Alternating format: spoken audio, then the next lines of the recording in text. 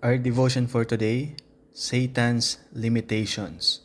Scripture reading, 1 Peter chapter 5 verse 8 through 11, and our key verse, 1 Peter chapter 5 verse 11. To him or to God be glory and dominion forever and ever.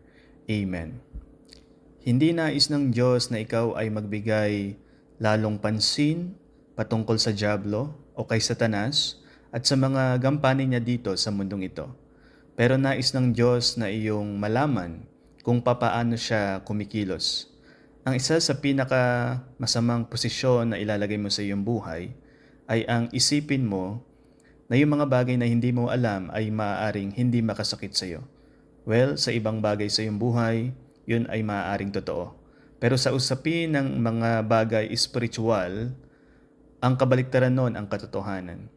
Ang Panginoon hindi siya nagbigay ng maraming detalye patungkol kay Satanas sa kanyang mga specific abilities, pero ang Biblia tinutulungan tayo neto na maintindihan yung mga layunin at mga limitasyon ni Satan.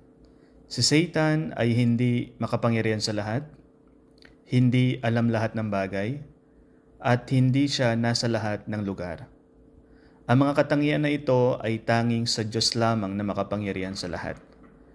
So sa Satan ay mayroong limitadong kaalaman sa kinabukasan dahil siya rin ay nanirahan sa kaharian ng walang hanggan. Pero higit sa lahat, pinayagan lamang ng Diyos ang mga bagay na pwede niyang malaman.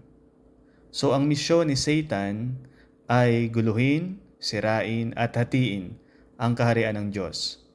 And of course, hindi siya magtatagumpay.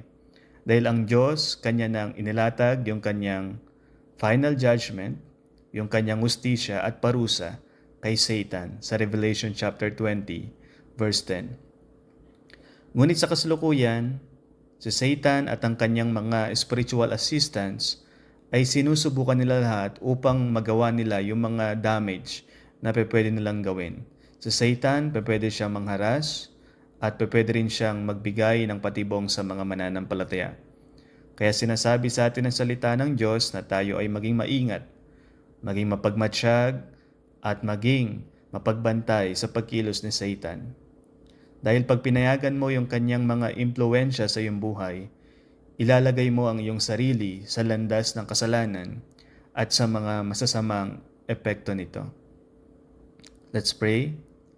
Dakilang Diyos, tinatanggihan ko anuman ang impluensya ni Satan sa aking buhay sa araw na ito. Panginoon, ako'y lumalapit sa iyo, tumatalikod sa kasalanan, at lalapit patungo sa katuwiran. Ito ang aking panalangin, sa pangalan ni Jesus. Amen.